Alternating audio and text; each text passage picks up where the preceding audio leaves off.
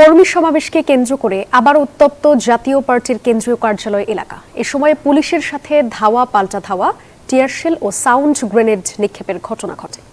জাতীয় পার্টির নেতাদের দাবি, পুলিশের বাধায় নব্য ফ্যাসিবাদের আবির্ভাব হচ্ছে। একটি মহলের নির্দেশে জাতীয় পার্টিকে দাবিয়ে রাখার চেষ্টা করা হচ্ছে। অন্যদিকে পুলিশ বলছে কোনো ধরনের সমাবেশের অনুমোদন নেওয়া হয়নি। বিস্তারিত প্রতিবেদনে।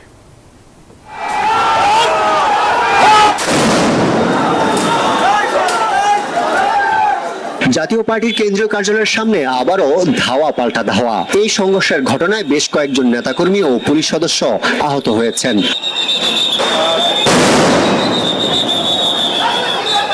রাজধানীর কাকরাইলে দলটির পার্টি অফিসের সামনে বিকাল ৩টায় বেশ কয়েকটি দাবি আদায়ে কর্মী সমাবেশ শুরু হয়।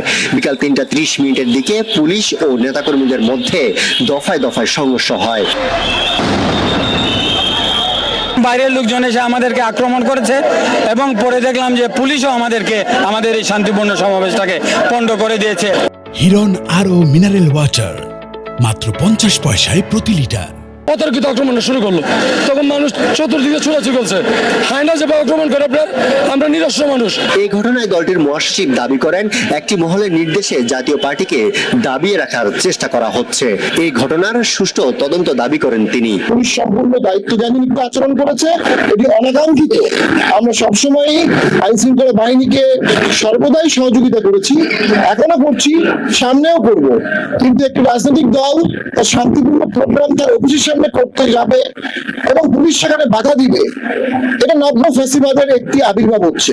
এদিকে রমনা বিভাগের ডিসি জানান, কোনো ধরনের অনুমতি না নিয়ে সড়ক দখল করে সমাবেশ করা হয়। বারবার বলার পরেও যখন শুনে নাই, তখন তো আমাদের আসলে এখানে কিছু করার ছিল না। আমরা ডিসকাস করার জন্য আমরা জাস্ট সাউন্ড গ্রেনেড এবং যে আমরা ওয়াটার গ্রেনেড দিয়েছি, আর অন্য কোনো কিছু করাও হয় না, জাস্ট ওনারা এখান থেকে সরাই সিটে চলে গেছে।